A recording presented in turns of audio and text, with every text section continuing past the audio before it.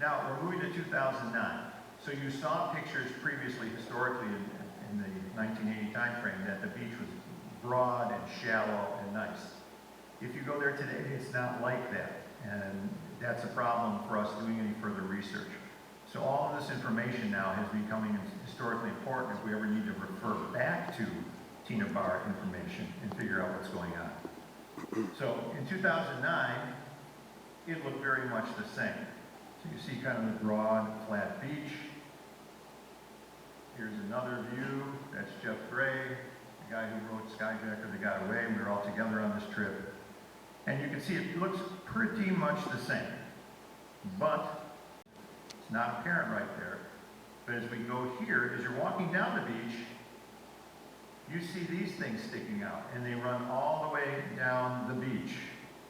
These are the mud layers. And I'll show you some more pictures of that in a minute.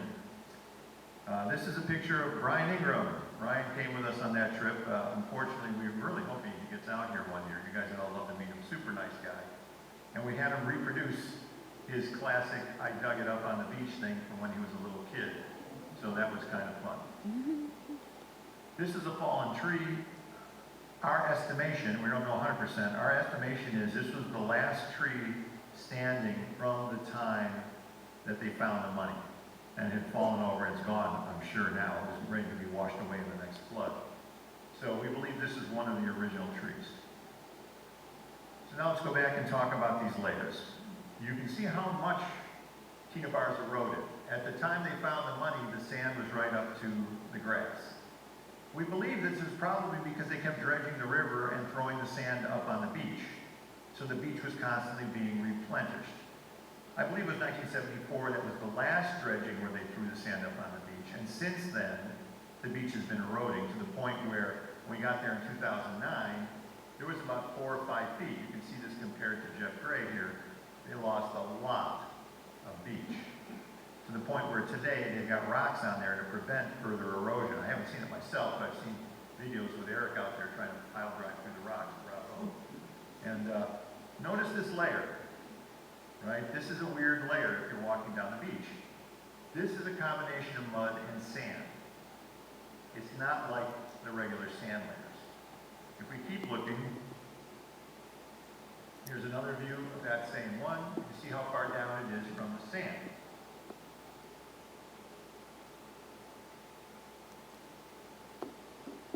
Here you can see that this runs all the way down the beach.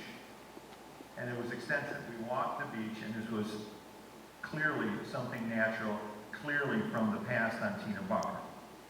If we look a little closer, you'll see this, and there's things in this is mud. This is like solid, sticky, gooey mud. And if we go closer, you'll see there's stuff stuck in the mud, sticks and things. Another stick in the mud, stick in the mud. And we also found a can in the mud. So somewhere back in time, this was either a mud layer or a grass layer or something where things were getting caught up in this. Now, Leonard Palmer did not know anything about these layers when he dug into the sand. So if we look at the Palmer dig, notice how far down he dug here. And if you look here, you don't see any dark layers. Now, how much sand did they put on the beach? Well, it wouldn't have been 5 or 6 or 7 feet of sand. It would have been a few feet of sand from the dredge, and you'd expect a dark layer about there. But we don't see that here. If we look at another picture, right here, again, you don't see any dark layers in the sand. But Leonard Palmer described hitting a dark layer, and he believed that was the dredge layer because he erroneously thought they pulled mud up off the bottom of the river and threw it on the beach. So, based on the measurements we have from 2009, we think that the mud layer was right down here that he detected. And there was this many feet of sand above that mud layer. So the mud layer that Jeff Gray was standing on in that previous picture is probably the mud layer that he detected. And then there's multiple mud layers below that. So they extend all the way down to the waterline. And in a little different picture, this is how we did one of the final identifications of where the money was. This is a helicopter shot that we overlaid on Google Earth, and we used this road to line things up. So this, now, unfortunately, unfortunately, Tena Bar no longer exists the way it did in 2009 or previous to 1980. Fortunately, we took samples of the sand from Tena Bar, which we actually used some of these samples in the diatom analysis. So this is all that's left of the original Tena Bar, unfortunately. Now we may be able to go upstream or downstream and find some spot where we may be able to do some analysis of the sand, but as far as genuine Tena Bar sand is concerned that we know is reliably Tena Bar, this is it. This is it right here. So let's move on. Let's talk about the Washougal River. Now, at the time that they discovered the money, they asked how did the money possibly get there. The proposed path was the Washougal River, which is upstream from Tena Bar. The Washougal River feeds into the Columbia River, and it comes from the north. So the thinking was he jumped an aerial, he landed and died on the ground, as they thought for sure he was dead. The money bag or something rolled into the river, rolled down the Washougal River, rolled into the Columbia River, ended up on the bottom of the Columbia, got sucked up by the dredge, and dumped on Tena Bar. So that was the proposed 100% truth in 1980 after their analysis. Now, a lot has changed since then. You don't even hear anybody talk about the Washougal River anymore. In 2009, it was still a thing, right? And we investigated it. So here we are on the Washougal, and the first thing you notice is that the Washougal is a fairly shallow river with rapids in it. Now, it floods occasionally, so the argument would be, well, when it floods, the money could have moved down there. So in order to see how the money worked and flowed in Washougal River, we took a packet of $20 bills. It was about 20 or 25, 20 or single $1 bills, wrapped them in a rubber band, and on a fishing pole, I threw them into the rapids to see how they would move down the rapids. And they would get stuck behind a rock and sit there. And so it was not like it was tumbling on its way to the Columbia. It didn't happen. So that was the first test that led us to believe it's going to be very hard to move money down the Washougal River. The second thing we did was I took $1 bills, a bundle of them. I wrapped them in the rubber bands that we got from the company that said these are just like the rubber bands that were used in 1980. I attached this plastic card to them, and in 3 different places, I threw my money into the river.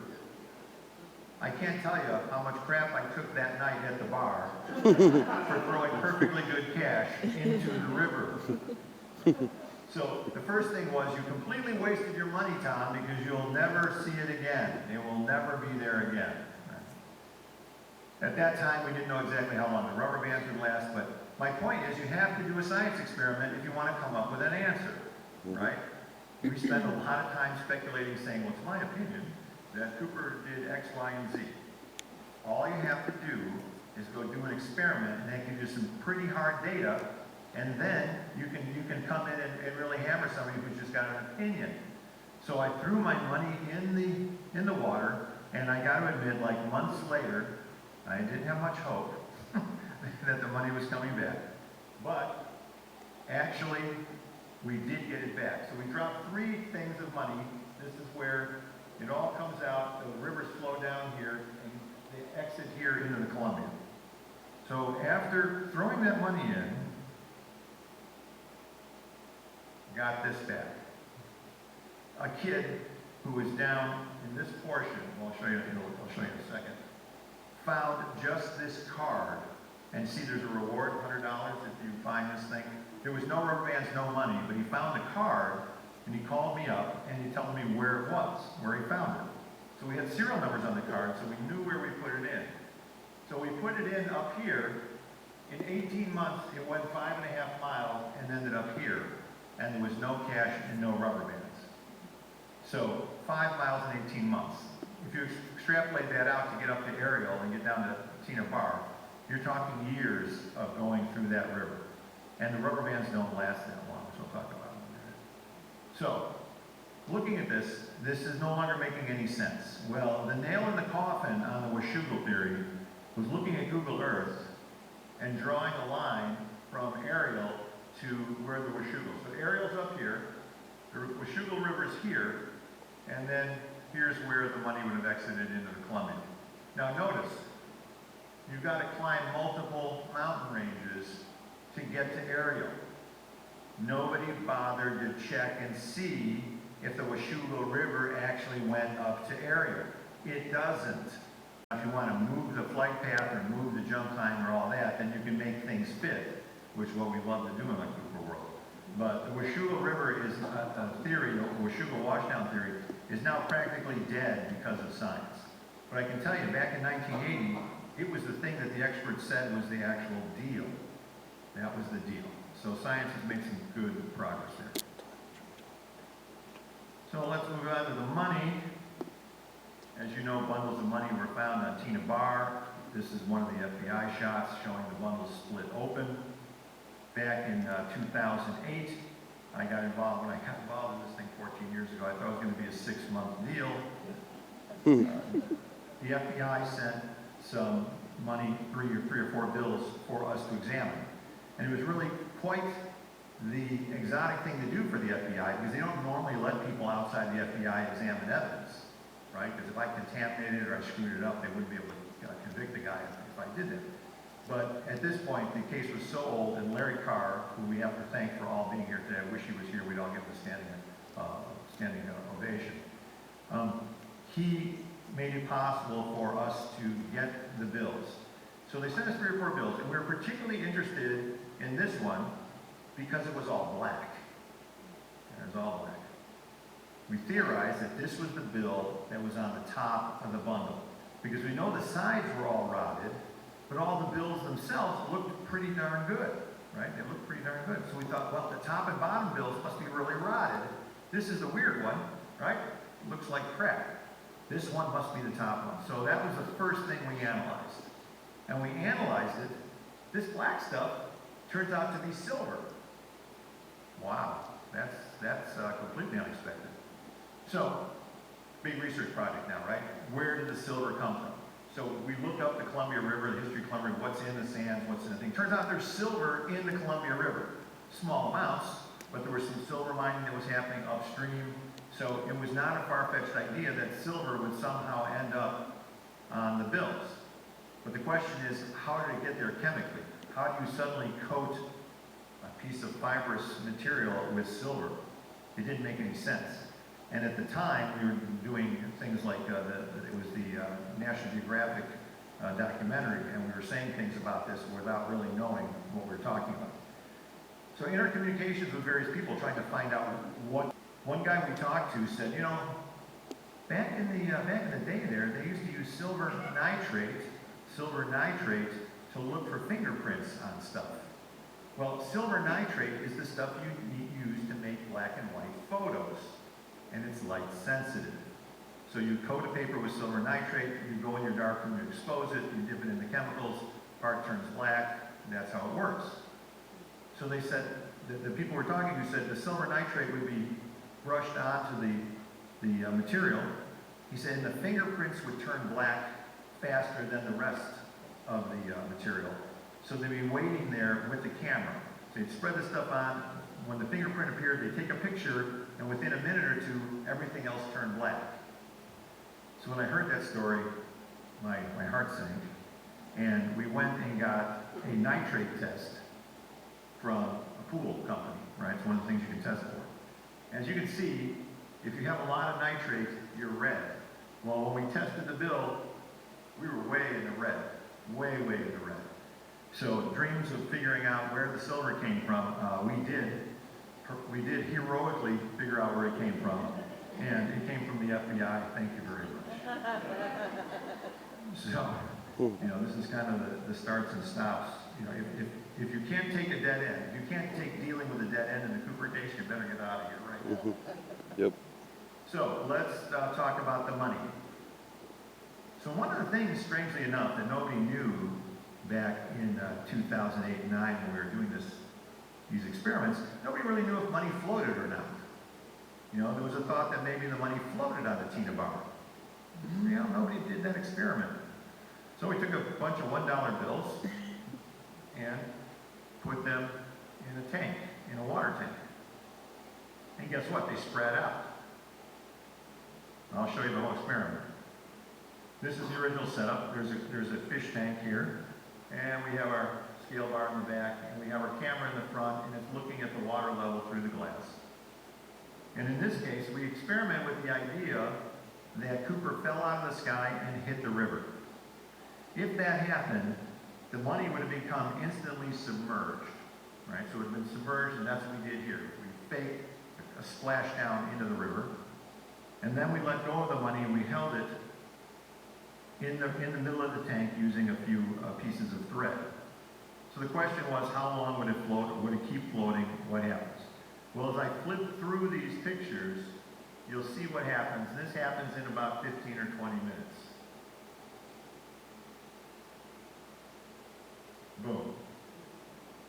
So it doesn't float very long. This was an important point, because to get down the Washougal River, it would have to float, right? To get down the Columbia River, if it's tumbling across the bottom, it'd be pretty hard to keep three bills together.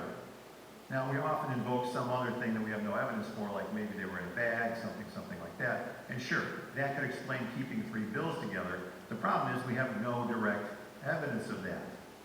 So if you want to argue things that you can't see versus things you can, that's what we do in the Cooper world, right? And that's why we need all views. So I actually don't fault anybody for saying, well, maybe it was in a bag. It could have been. It could have been. We need people to defend every angle, right? So bravo. So money does not float for very long. Certainly not long enough for this to make any kind of a difference. So let's move over to the rubber bands.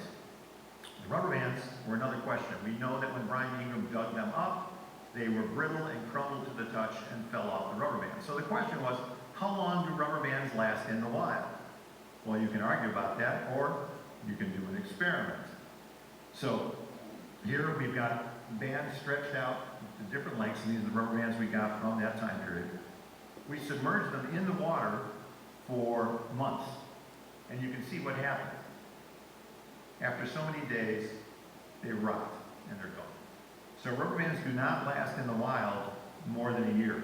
They barely last 6 months.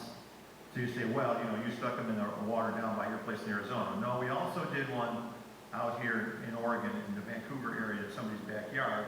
We buried them under sand. So same thing under sand. Rubber bands do not last in the wild. So the rubber bands being on the money buried in Tena Bar means they had to have gotten very, very, very quickly if they were buried naturally.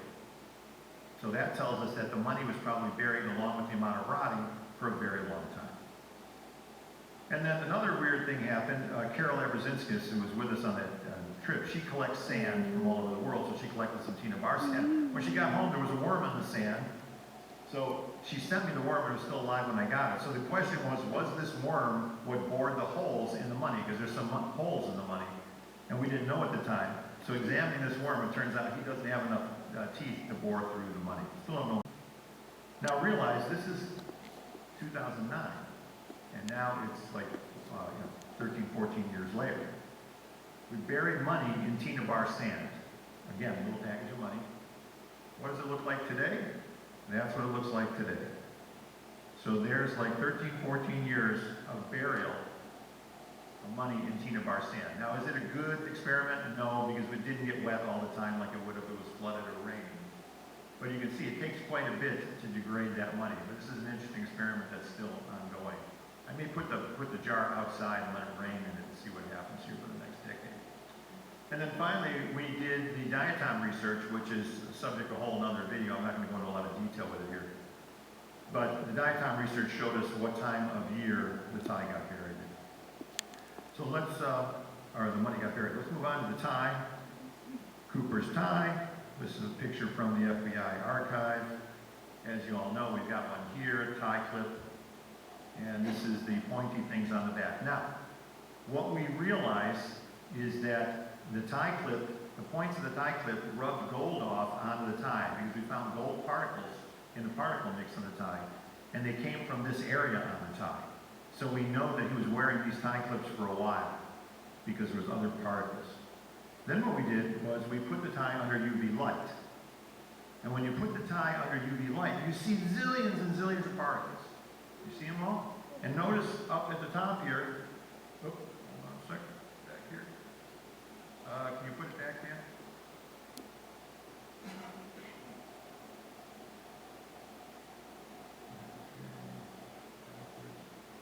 Notice up at the top, the smudges up here.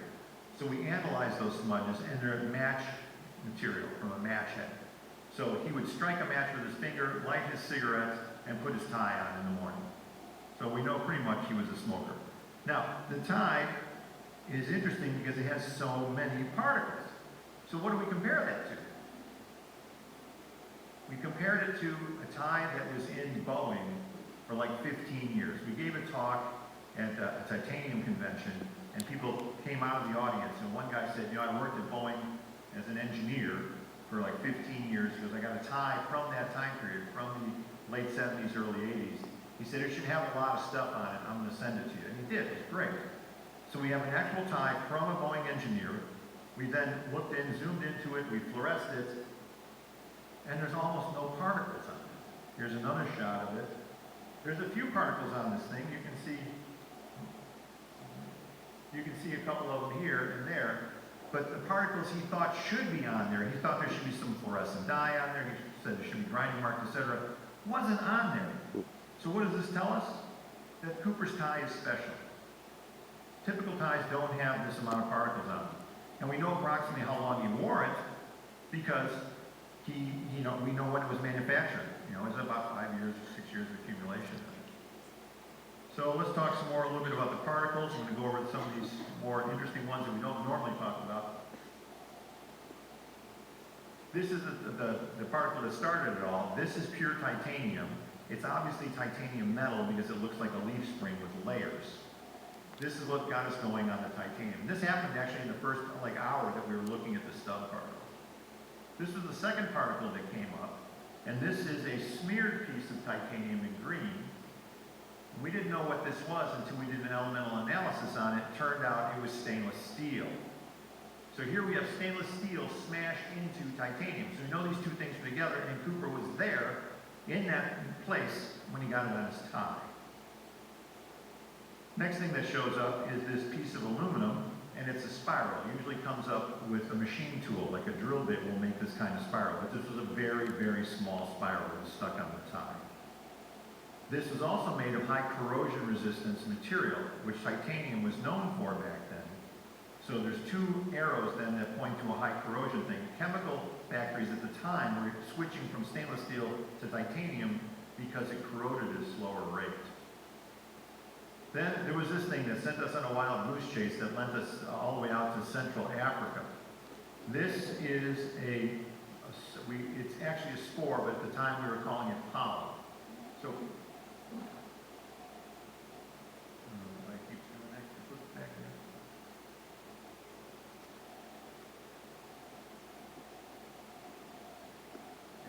Can you flip it back there?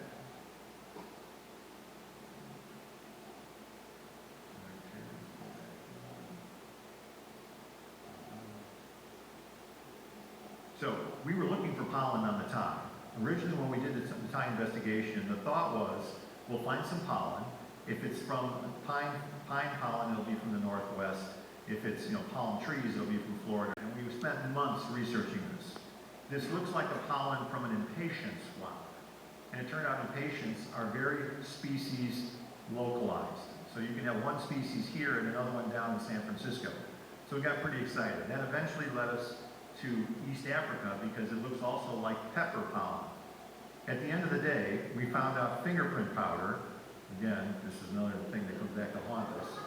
Fingerprint powder has these lycopodium spores in it. They're also found in pills and things like that. And this powder was used to keep pills separate and not stick together back in the 70s. It's still used today. So this was another thing we spent a lot of time on, and it didn't turn into anything. This is a bathtub particle, we call it. This is titanium, but it doesn't look like titanium metal. So we think now, we thought at the time this was some form of titanium metal. Now we think it is a titanium from titanium dioxide, which is in white paint. And it was part of the burning process of a match, so it solidified in a low oxygen environment and doesn't look like titanium dioxide. it looked like regular titanium, but it's probably not. And this is the spectrum here that we use to analyze things. It has very low oxygen, and that tells you it's titanium metal. So this is a variety of particles we found on the tie, and some of them are really weird, and it's hard to tell just from looking at them what they mean. That's why we have to do the elemental analysis. So here's one. This looks like a flat plate, and we found out that this is bismuth. Now bismuth is the next one over from lead on the periodic table, and it's very heavy, so they use it for a lot of things. It's not poisonous, which is a big deal. It's actually the active ingredient Pepto-Bismol. So we thought, oh, okay, he spilled some Pepto-Bismol on his top. But when we looked at Pepto-Bismol, it doesn't look anything like this. So the only thing we found that could potentially be related to this is glitter. Glitter is made often from bismuth because it's shiny and it's got pretty colors when you flake it like that. So maybe he was hanging out with the women. This is something we still don't have identified. This is some kind of weird plant growth. It might be a fungus, but fungus doesn't usually look like this. These are some of the things that we've got still hanging out we don't have answers to. You know, we've been talking a lot about the hair that was found on the seat back. Well, we found the hair on Cooper's tie. Now, you might get pretty excited about this, but we can tell from these guys right here that this is not a human hair. This is some kind of animal hair. Ellie, are you watching out there? We have a veterinarian in the audience today. So if we could, you know, it'd be interesting to find out what this belongs to. It's theoretically possible to do that, although it's not on our bucket list. This is another weird thing we found. We found out that this is a scale from an insect wing. And we thought, okay, maybe this will tell us something. We found a second one here. There's another one. Dug up insect experts, sent them the pictures. They said, nope, you can't tell anything from that. All of them look like that. So another dead end. Here's another picture you haven't seen because this one's in color. All the pictures I'm showing you are black and white because they're in the electron microscope that doesn't do color. We brought some of our samples to a world forensic expert, and he put them under his spectrum analyzer, which is a different kind of thing. It's a Raman spectrometer. It's different from the type of equipment I have. And we thought maybe these red particles mean something. Turns out they're dye particles. They're common dye particles. So that was a dead end. And then this is what we call a zinc flower. This is made of zinc, and zinc will grow on its own. I don't know why we lost all the resolution on that. This is a zinc flower. Again, doesn't tell us too much. Don't know what the hell this is. I think it's a fungus. Probably don't want it growing on you. Here is another particle that's hollow, probably from a match head. And this is another like smooth round ball, which is where it's made of silicon. So again, probably from a match head. So we have all these particles, and how do we analyze them? So we create these particle trees. So this is what the spectrum looks like. And this shows a pure titanium particle. You see this high peak here means that there's a lot of titanium, almost nothing of anything else. So that's a metal. Well, this spectrum looks a lot like DNA. This is the raw material that comes out of the DNA. And with DNA, with this spectrum here, you can put it into a family tree through some specialized software. So this is a family tree of everything in the world. And the closer you are together on this tree, the more closely you are related. But let's look at this one here. This one is dogs. Family tree of dogs. So this is very, very common. So a boxer, which is out here, is very far away from an Akita, right? But they're very related to bulldogs and French terriers, or French bulldogs, bull terriers. They put all of our particles into a tree. And this is really cool because it groups them all to what's going on. Here's the sand, the calcium, the iron, titanium, calcium, silicon, which is another sand. That's more sand. Miscellaneous particles. Only one particle of magnesium, which played an important role in the analysis. Here's the gold and the silver. There's some aluminum.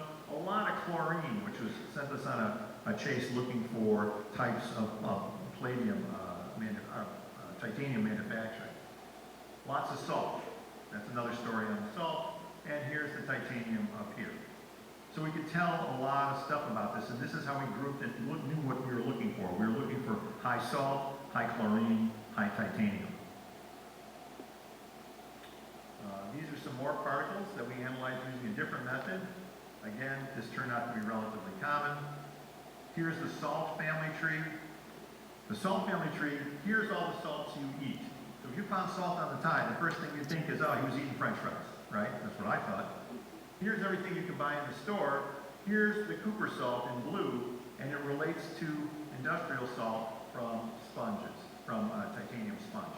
So we thought this had to be from titanium sponge production. The problem was we never found any of this stuff on the tide.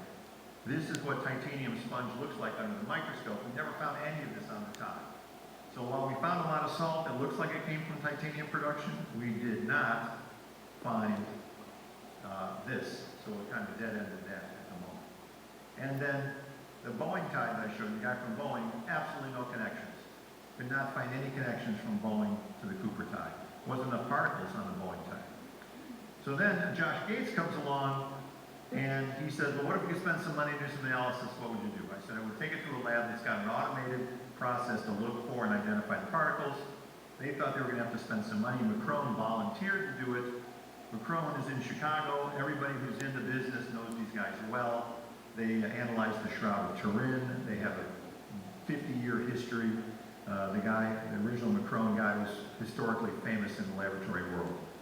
So those guys put it in their machine and they analyzed 100,000 particles, which is where we are today. These 100,000 particles had huge amounts of all this stuff in it. And this is what Eric has been using now. Now, I expected when we first came out, I didn't even bother looking very deeply into this. I thought all of you guys were going to do it, and everybody's kind of ignored it. Now, Eric has found gold in this thing. Eric has found these hot particles that are leading back to REM crude, which I think is the first time we're actually in a hot neighborhood to put all these types of particles. But here's some more particles that were found. Lots of salt, lots of brass, antimony sulfide, which is weird. Calcium fluoride, weird. Lots of strange stuff on the tide. Also, there's a bunch of poisons. Lead phosphate, cadmium, mercury sulfide. Very weird stuff to be around. You know, you don't want to be breathing mercury and stuff. And then there's the rare earths. So the rare earths, some of them are common. The yttrium is in match lighters, the little roller wheel that you can scrape for matches that's got yttrium in it. Strontium sulfide is interesting. We haven't found any sources for that. Cerium is also used to polish glass, so that's more common than you'd expect. So why can't we identify these particles any better? Because when they do the automated analysis, they take pictures, but the pictures are crappy. This is the best picture we have. So if I pulled up Eric's particles, they'd look something like this and we couldn't tell anything. That's why I'm waiting for my elemental analyzer, and maybe next year I'll have a much deeper dive for you. So that's kind of the standard stuff you heard about. What you haven't heard about, how are we doing that time? Okay, I'll wrap it up quick here. Keep going? Want me to keep going? Keep it going. So, you know, weird stuff on the tide, 1970s, 71. Can we locate any particles from other stuff that was around in 71? So he went to the bathroom, you know, maybe there's a thought, maybe he took some pills in the bathroom or something. So one of the Cooper Vortex people sent me various things from the early 70s. One of these was composed can, and inside there's a bunch of residues and stuff. So I scraped up the residues and we looked at it in the electron microscope, nothing, right, nothing. So this is one of the dead ends that I'm showing you just to kind of flesh out the areas we've been to looking for stuff that didn't show up. You only hear about the good ones, you never hear about the bad ones. This is a lighter from the 1970s. This one, I tore it apart, there's residues on the inside. Again, nothing, dead end. This is interesting because we had some information that said inside vacuum tubes there's some exotic metals that may relate to the weird stuff we found on the tide. So this is an electron tube from this thing, again, looking for matches to stuff on the tide. So, dead ends.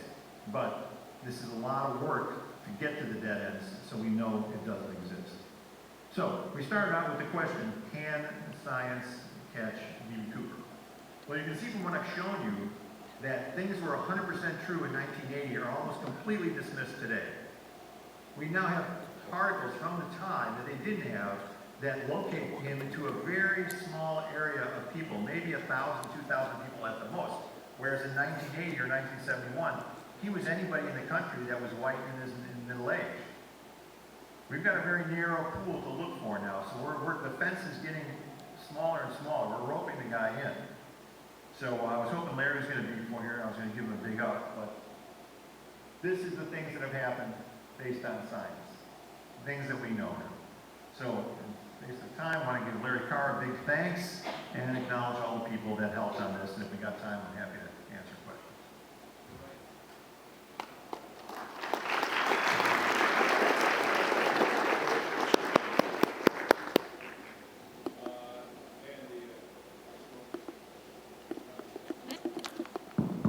Okay, all right, questions for Tom? Just a couple. We just do not have much time, so right there, we gentleman right here. Lycopodium is endemic to eastern North America. How do you know that the lycopodium found on the tie was powder rather than spores, natural spores? Well, we don't know if they were natural spores or not, but we assume, since it was used in pills and things as a common commercial product, that we would not get the wild stuff on a tie especially. That means you had to be out in the wild somewhere. That would be part of the commercial thing. There's also some crumbs inside each of the pockets that seem to be unnatural compared to a wild spore. Okay, question right here. How much effect do you think Mount St. Helens eruption had on the analysis of the new Tena Bar? So the question is, what did Mount St. Helens eruption have to do with what we can do on Tena Bar? You know, there's been a lot of discussion of that, and we think that maybe it covered up Cooper's body. If his body's out there, it could have covered that up, could have covered up the parachute. You know, I guess it put more than a foot of ash everywhere around here. So as far as Tena Bar goes, I don't think it affected that too much because everything seems to have washed away. But, you know, our Tena Bar is done at this point. We can go out and look at Tena Bar. It's not the same Tena Bar from back then. All right, one more. You won the lottery.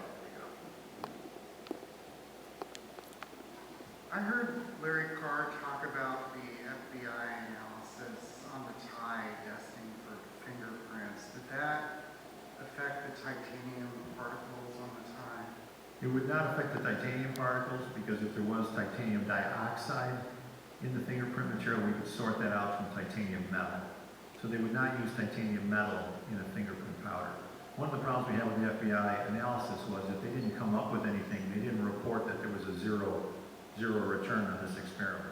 So that's why there was no history of the black on the money, because they didn't find any fingerprints. So there was no report saying we put silver nitrate on the bills and it came up with no fingerprints. They don't do that kind of thing. All right, thank you very much, Tom.